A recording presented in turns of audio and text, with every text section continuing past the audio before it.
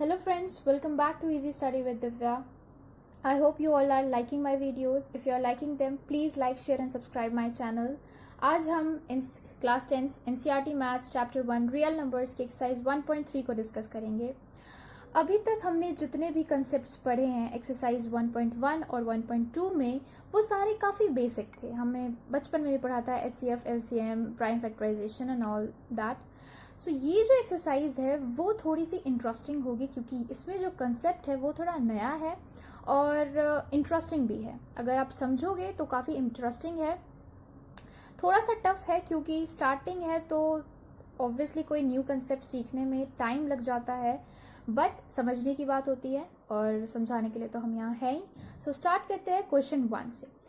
Prove that root 5 is irrational.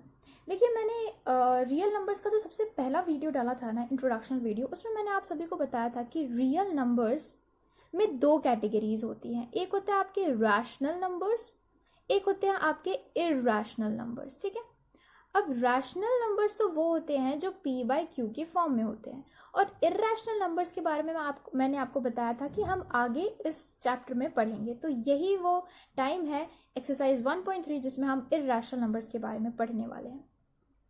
तो irrational real numbers का वो पार्ट होता है जो p बाई क्यू की फॉर्म में नहीं होता। ठीक है, अब क्वेश्चन आपको यहाँ कहता है कि आपको प्रूव करना है कि रूट 5 एक इरैशनल नंबर है। कैसे प्रूव करोगे? तो प्रूव करने का हम लोगों ने एनसीईआरटी में तरीका जो बताया गया, हमने वही तरीका अडॉप्ट किया है। सबसे पहले हम इस रूट 5 को इरैशनल प्रूव करने के लिए हम इसको कंसीडर कर लेते हैं या अज्यूम कर लेते हैं कि रूट 5 एक रैशनल नंबर है। अब ये तरीका बहुत ही ईजी है क्योंकि अगर मैं ये प्रूव कर दूं कि रूट 5 एक रैशनल नंबर नहीं है तो ऑटोमेटिकली ये चीज़ प्रूफ हो जाएगी कि रूट 5 एक इरैशनल नंबर है, क्योंकि रियल नंबर्स के अंदर तो दो ही कैटेगरीज है, रैशनल और इरैशनल। अगर कोई नंबर रैशनल है तो वो इरैशनल नहीं हो सकता, और इरैशनल है तो वो रैशनल नहीं हो सकता। तो इसको मैंने पहले कंसीडर कर लिया कि रूट 5 एक रैशनल नंबर है। अब आगे के प्रोसीजर में हम इसको प्रूव कर देंगे कि रूट 5 रैशनल नहीं है, और अगर ये रैशनल नहीं है तो ऑटोमेटिकली ये एक इरैशनल नंबर है। ठीक है, देखिए, root 5, let root 5 is a rational number. Now if root 5 is your rational number then it must be in this p by q form, क्योंकि हमें पता है कि rational number तो p by q की फॉर्म में होता है, जहाँ पे आपका डिनोमिनेटर यानी q can not be equal to 0, वो 0 के इक्वल नहीं हो सकता। ऑब्वियस सी बात है, क्योंकि अगर 0 के इक्वल होगा तो हमारा डिनोमिनेटर जो 0 के इक्वल अगर हो गया तो नॉट डिफाइन हो जाएगा टर्म, इसलिए 0 के इक्वल नहीं हो सकता। And p and q are co-prime numbers. So this is a concept you need to understand. Okay, p and q rational number हमेशा p बाई q की फॉर्म में होता है, और ये p जो और q जो होते हैं वो हमेशा आपके को प्राइम नंबर्स होते हैं। अब को प्राइम नंबर्स क्या होते हैं? Coprime numbers are those numbers who are having no other common factor than 1, यानी कि वो दो नंबर्स जिनके कॉमन फैक्टर 1 के अलावा और कोई भी नहीं है, वही को प्राइम नंबर्स होते हैं। फॉर सपोज 5 एंड 6, अगर मैं 5 की प्राइम फैक्टराइजेशन करूं तो ये हमारा 5 और 1 होगा, राइट। और अगर मैं 6 की प्राइम फैक्टराइजेशन करूं तो ये 2 और 3 होंगे। ठीक है, तो 5 इंटू 1 5 की प्राइम फैक्टराइजेशन, और 6 की प्राइम फैक्टराइजेशन 2 इंटू 3 इंटू 1 आगे यहाँ पे लगाए या ना लगाए फर्क नहीं पड़ेगा इतना। तो यहाँ पे 5 और 6 ऐसे नंबर्स हैं जिनके प्राइम फैक्टर्स में सिर्फ 1 कॉमन है, तो ये दोनों हम कह सकते हैं कि को प्राइम नंबर्स हैं। लेकिन वहीं अगर 25 और 5 होता तो इनमें तो 25 में 5 भी है और 5 में भी 5 है, तो ये को प्राइम नंबर्स नहीं है। तो जब रैशनल नंबर्स होते हैं वो p बाई क्यू की फॉर्म में होते हैं, और ये p बाई क्यू जो होते हैं वो को प्राइम नंबर्स होते हैं। आगे बढ़ते हैं। अब हमने रूट 5 इज p बाई क्यू। नाउ q को हम यहाँ ले गए, हमने मल्टीप्लाई करा दिया, root 5 q is equal to p। अब हम स्क्वायरिंग बोथ साइड करेंगे, हम दोनों साइड्स को स्क्वायर करेंगे। तो स्क्वायर करने पे यहाँ पे हमारा रूट हट जाएगा, ये 5q स्क्वायर बन जाएगा which is equal to your p square. ये हमारी इक्वेशन 1 हो जाएगी, हम इसको इक्वेशन 1 लेट कर लेंगे। आगे q स्क्वायर, अब हम 5 को इधर ले गए डिवीजन में, और q square is equal to p square upon 5 हो गया। अब देखिए, अगर 5 p स्क्वायर को डिवाइड कर रहा है तो बहुत ही सिंपल है कि ये p को भी डिवाइड करेगा। अगर 25 को 5 डिवाइड करता है तो ये 5 को भी डिवाइड करेगा। यही कंसेप्ट यहाँ पे भी है। सो वी विल राइट कि p square is divisible by 5 and it can be said that p is also divisible by 5। ठीक है, तो इसका मतलब कि 5 is a factor of p, क्योंकि p 5 से डिविजिबल है तो 5 is a factor of p, right. आगे, now let p is equal to 5k where k is an integer. अब इस क्वेश्चन में आपको काफी सारे लेट और एज्यूम्स करने पड़ेंगे। ये एक तरीका है इस क्वेश्चन को सॉल्व करने का। ऑब्वियसली सबसे पहली बारी में तो कोई भी टफ चीज समझ आती नहीं है। होप सो कि आपको थोड़ा बहुत ही समझ आया हो, बट जैसे जैसे ये एक्सरसाइज आगे बढ़ेगा और हम नेक्स्ट क्वेश्चंस पे जाएंगे तो बहुत ही अच्छे से ये कंसेप्ट आपको क्लियर होने वाला है और बहुत ही इंटरेस्टिंग लगने वाला है। तो देखते हैं, यहाँ पे हमने एक और अजम्पशन किया कि p को हम 5k ले रहे हैं, जहाँ पे k आपका कोई भी इंटीजर हो सकता है। अब आप इसको p इज 5k, इसको हम फर्स्ट इक्वेशन, ये जो हमारी इक्वेशन यहाँ पे थी 5q square is equals to p square, उसमें पुट कर देंगे। ठीक है, अब पुट करने पे यहाँ पे हमारे पास इक्वेशन आ गई 5q square as it is, और यहाँ पे हमने p की जगह 5k लिख दिया होल का स्क्वायर। अब 5q square is equals to 25k square. Now 25 को हम यहाँ पे डिवीजन में ले गए, 5q square is equal upon 25, तो ये 5 से कैंसिल आउट हो जाएगा, ये बचेगा आपके पास q square upon 5 is equals to k square. ठीक है, अब यहाँ पे देखिए दोबारा से वही ऊपर वाली चीज, अगर 5q स्क्वायर को डिवाइड कर रहा है तो ये q को भी डिवाइड करेगा। सिंपल है, नोन फैक्ट है। अब यहाँ देखिए इसका मतलब 5 is q's factor as well, it was p का भी फैक्टर था ये, and it is q's factor as well.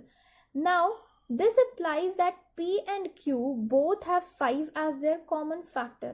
और मैंने स्टार्टिंग में ही आपको बताया था कि √5 अगर एक रैशनल नंबर है, इसका मतलब वो p बाई क्यू के फॉर्म में है, और ये p बाई क्यू को प्राइम नंबर्स होने चाहिए। को प्राइम नंबर्स का क्या मतलब होता है? वो नंबर जिनके पास 1 के अलावा कोई भी कॉमन फैक्टर नहीं हो सकता। लेकिन यहाँ पे जब हमने क्वेश्चन सॉल्व किया तो यहाँ तो हम देख रहे हैं कि 5 भी इन दोनों का, p और q का कॉमन फैक्टर निकल के आ रहा है। इसका मतलब ये तो, बट दिस इज कॉन्ट्राडिक्टिंग, और this contradicts the fact that p and q are coprime numbers. इसका मतलब तो p and q coprime numbers है ही नहीं। तो अगर p and q coprime numbers नहीं है, इसका मतलब जो हमारी अजम्पशन थी कि √5 एक रैशनल नंबर है, वो गलत है। Therefore, we can write that p and q are rational numbers, are not rational numbers, and hence are irrational numbers। और हम ये लिख सकते हैं कि जो हमारी assumption थी, our assumption that p and q are rational numbers proved to be false, तो they are irrational numbers, hence proved। I hope आपको थोड़ा बहुत तो समझ आया हो। आगे नेक्स्ट पार्ट करेंगे तो आपको पूरी तरह से समझ आ जाएगा। अगर आपको कोई डाउट्स आते हैं तो आप कमेंट सेक्शन में जाके पूछिए मुझसे, ताकि मैं आपके डाउट्स को क्लियर कर सकूं। बाकी आगे पढ़ते हैं, देखते हैं। अब मैं नेक्स्ट जो कराने वाली हूँ वो क्वेश्चन एक्सरसाइज का नहीं है, वो थ्योरम 1.4 है, जो कि इम्पॉर्टेंट है, इसलिए मैं करा रही हूँ यहाँ पे, जो कि आपकी एनसीईआरटी पेज नंबर 12 पे है। इस थ्योरम में भी सेम आपको जैसे √5 को प्रूव करना था इरेशनल, यहाँ पे आपको √2 को इरेशनल प्रूव करना है। तो देखिए कैसे होगा, सेम वही तरीका है बिल्कुल। यहाँ पे आप बार बार करोगे तो आपको प्रैक्टिस में आ जाएगा ये। सो लेट √2 अ रैशनल नंबर। दोबारा से हमने वही कंसेप्ट किया, √2 को हमने एक रैशनल नंबर ले लिया। अब अगर ये रैशनल नंबर है तो ये p बाई क्यू के फॉर्म में होगा। p बाई क्यू के दो कंडीशंस होते हैं, q इक्वल टू 0 नहीं होना चाहिए, और p और q दोनों ही को प्राइम नंबर्स होने चाहिए। और को प्राइम नंबर्स का क्या मतलब होता है? वो नंबर्स जिनके 1 के अलावा और कोई कॉमन फैक्टर नहीं हो सकते। कॉमन फैक्टर, ठीक है, फैक्टर्स हो सकते हैं, कॉमन फैक्टर्स नहीं हो सकते। तो यहाँ पे हम q को इधर ले गए, √2q is equals to p। अब स्क्वायरिंग बोथ साइड्स, तो यहाँ से रूट हट गया, 2q square is equals to p square. ये हमारी इक्वेशन 1 हो गई। अब यहाँ से हम 2 को इधर ले आए डिवीजन में, तो ये q square is equals to p square upon 2 हो गया। यहाँ पे अगेन हम वही लिखेंगे, since p square is divisible by 2, p is also divisible by 2, p भी डिविजिबल बाय 2 होगा। अब हम p को 2k ले लेते हैं, जहाँ पे k कोई भी इंटीजर है हमारा। तो ये हमने दूसरी अजम्पशन यहाँ पे की है। इन assumptions के कोई लॉजिकल एक्सप्लेनेशन नहीं है कि क्यों हमने इसको p को 2k लिया. ये एक हमारा मेथड है, method of solving are this question. So हमने यहाँ पे एज्यूम कर लिया p को 2k के इक्वल. अब हम इसको इक्वेशन 1 में पुट कर देंगे. तो पुट करने पे 2q square is equals to p की जगह 2k का होल स्क्वायर. अब 2q square is equals to यहाँ पे 4k स्क्वायर होता. हमने 4 को डायरेक्टली हमने उस स्टेप को स्किप किया और 4 को हम डायरेक्टली यहाँ पे डिवीजन में ले गए. तो ये कट के हमारे पास आ गया q square upon 2 is equals to k square. अब देखिए 2 यहाँ पे q स्क्वायर को भी डिवाइड कर रहा है. तो since q square is divisible by 2, q is also divisible by 2, q भी डिविजिबल होगा. तो आप देख रहे हैं कि 2 p और q दोनों का ही फैक्टर बना है. ऊपर ये p को डिवाइड कर रहा था, यहाँ पे ये q को डिवाइड कर रहा है. तो this implies that 2 is a common factor of both p and q, which contradicts the fact that p and q are prime numbers. जो कि आपके इस फैक्ट को कॉन्ट्राडिक्ट करता है कि p एंड q आपके को प्राइम नंबर्स हैं. Therefore, p and q are not rational numbers and hence are irrational numbers. तो इसका मतलब कि अगर ये को प्राइम नंबर्स नहीं है तो ये रैशनल नंबर्स भी नहीं है, और अगर ये रैशनल नंबर्स नहीं है तो ऑटोमेटिकली ये इरैशनल नंबर्स है. Hence proved. नेक्स्ट क्वेश्चन देखते हैं इस एक्सरसाइज का. Question number 2. अगेन हम अपनी एक्सरसाइज पे वापस आते हैं 1.3 पे. इसका क्वेश्चन नंबर 2. अब यहाँ पे आपको एक सिंपल सी √2 या √5 ऐसा कोई टर्म नहीं दिया हुआ कि आपको इरैशनल प्रूफ करना है. यहाँ पे आपको एक एडिशनल टर्म दिया हुआ है 3 + 2 √5. अब इसको आपको इरैशनल प्रूफ करना है. तो इसको भी अगेन हम सबसे पहले हमारा फर्स्ट स्टेप क्या होगा, इसको हम रैशनल कंसीडर कर लेंगे कि लेट 3 + 2 √5 अ रैशनल नंबर. अब इसके जो रूट को छोड़ के बाकी पोर्शन है 3 और 2 जो कि हमारे रूट के बिना वाले नंबर्स हैं, उनको हम इस साइड ले जाएंगे. तो यहाँ पे सबसे पहले हम 3 + 2 √5 को p और q की फॉर्म में लिख देंगे. एंड ये लाइन लिखनी बहुत इंपॉर्टेंट है इसमें कि q is not equal to 0 and p and q are coprime numbers. Okay, यहाँ पे सबसे पहले हम 3 को इस साइड ले जाएंगे. 2 √5 यहाँ रह जाएगा और इज इक्वल्स टू p/q - 3. अब 2 को भी हम यहाँ पे हाफ में डिवीजन में ले गए. √5 यहाँ पे रह गया हाफ ब्रैकेट में p/q - 3. नाउ हाफ p/q - 3 ये जो टर्म है इज अ रैशनल नंबर. कैसे?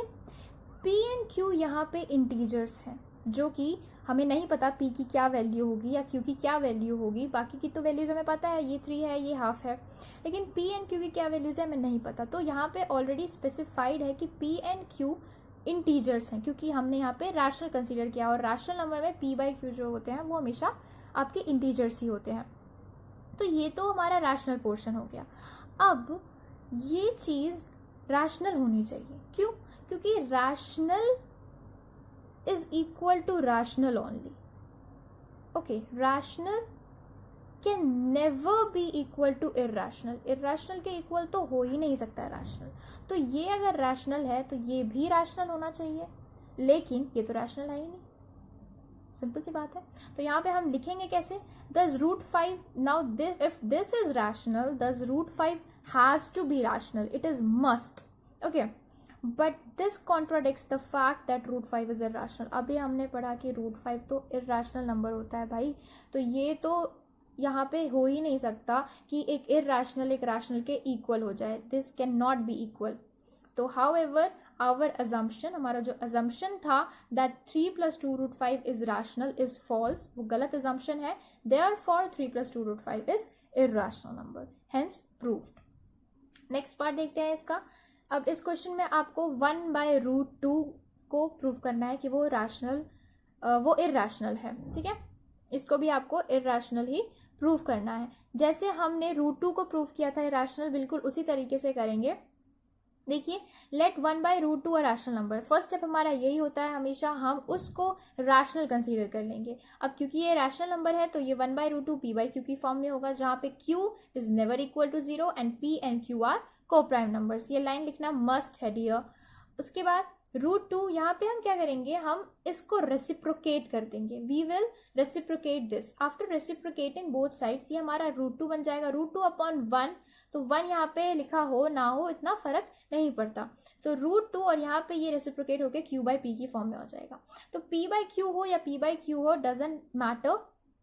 तो मैटर नहीं करता, बस यहाँ पे ये होना चाहिए कि p is not equal to 0, क्योंकि p हमारा यहाँ पे डिनोमिनेटर बन गया है। तो अब हमें क्या प्रूव करना है कि √2 q बाई p के इक्वल है, और यहाँ पे q बाई p एक रैशनल नंबर है, क्योंकि q और p हमारे इंटीजर्स हैं, तो √2 भी रैशनल होना चाहिए, क्योंकि इज इक्वल्स टू का साइन है, रैशनल रैशनल के ही इक्वल होगा। लेकिन अभी हमने पढ़ा कि √2 एक इरैशनल नंबर होता है। तो since q and p are integers, thus q by p is a rational number and thus √2 has to be rational, but this contradicts the fact that √2 is irrational. तो ये लिखने का तरीका है, हमें थ्योरी फॉर्म में ऐसे लिखना पड़ता है। तो क्योंकि ये हमारे इस फैक्ट को कॉन्ट्राडिक्ट करता है कि √2 irrational है, thus our assumption of 1/√2 being a rational number is wrong. अगर √2, यहाँ पे देखिए, यहाँ पे हमने क्या किया, 1/√2 को ही हमें प्रूव किया, हमने बेसिकली इसको रेसिप्रोकेट कर दिया और √2 बना दिया। अगर √2 ही रैशनल नहीं है, √2 इरैशनल है, तो ऑटोमेटिकली 1/√2 भी इरैशनल ही होगा, क्योंकि वो उसका रेसिप्रोकेट ही है। ठीक है, तो सिंपल यहाँ पे आप लिख देंगे thus our assumption of 1/√2 being rational is wrong या false and hence 1/√2 is an irrational number, वो एक irrational number है, hence proved। सेकेंड पार्ट देखते हैं इस क्वेश्चन का, 7/√5।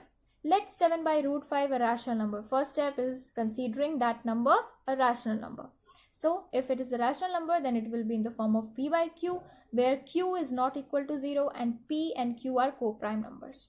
So यहाँ पे हम क्या करेंगे, 7 को हम इधर ले गए, हमने डिवीजन में यहाँ पे ले गए, तो √5 is equal to p by 7q रह गया। अब देखिए यहाँ पे दोबारा से p और q इंटीजर्स हैं, तो ये पोर्शन हमारा रैशनल हो गया और ये पोर्शन हमारा इरैशनल है, लेकिन ये रैशनल होना चाहिए क्योंकि यहाँ पे इज इक्वल्स टू का साइन है, लेकिन है तो ये इरैशनल। तो इस वजह से हमारा जो एजम्पशन था कि ये रैशनल है वो गलत है। अब लिखने का तरीका क्या होगा, as p and q are integers, therefore p upon 7/q is a rational number and thus √5 also have to be rational, but this contradicts the fact that √5 is an irrational number. Thus our assumption of 7/√5 being a rational number was wrong and thus this is an irrational number, hence proved. So ये पूरा हमें theory portion लिखना पड़ता है इन questions में, बहुत ही ज़रूरी होता है। स्पेसिफिकली ये कि ये कॉन्ट्राडिक्ट करता है हमारे इस फैक्ट को कि ये कॉन्ट्राडिक्शन वाला पॉइंट लिखना ज़रूरी होता है। और दूसरा पॉइंट, आपका अजम्पशन जो आपने जो भी क्वेश्चन में था उसको आपने अगर रैशनल अज्यूम किया है तो वो अजम्पशन आपकी रॉन्ग है, ये लिखना भी बहुत ज़रूरी हो जाता है इस क्वेश्चन में। थर्ड पार्ट देखते हैं इसका, 6 + √2। अगेन फर्स्ट स्टेप क्या है, इसको रैशनल नंबर कंसीडर कर लो। रैशनल नंबर है, इसका मतलब p बाई क्यू के फॉर्म में होगा, जहाँ पे q आपका 0 के इक्वल नहीं है और p बाई क्यू आपके को प्राइम नंबर्स हैं।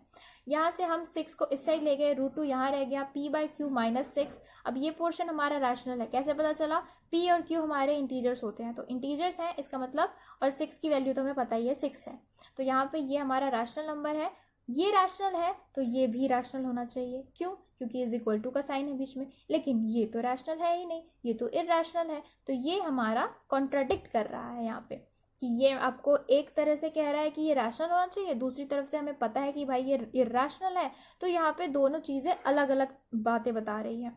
तो हमारा जो अजम्पशन था कि 6 + √2 एक रैशनल नंबर है वो गलत था। अब लिखने का तरीका क्या होगा इसका, since p and q are integers, thus p by q -6 is a rational number and thus √2 also have to be rational because there is equal to sign.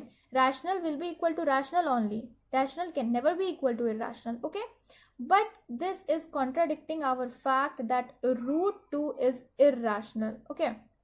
हमें तो पता है ना कि √2 इरैशनल है, और जितने भी रूट के अंदर नंबर्स होते हैं, √3 हो, √7 हो, √11 हो, वो सारे इरैशनल ही होते हैं।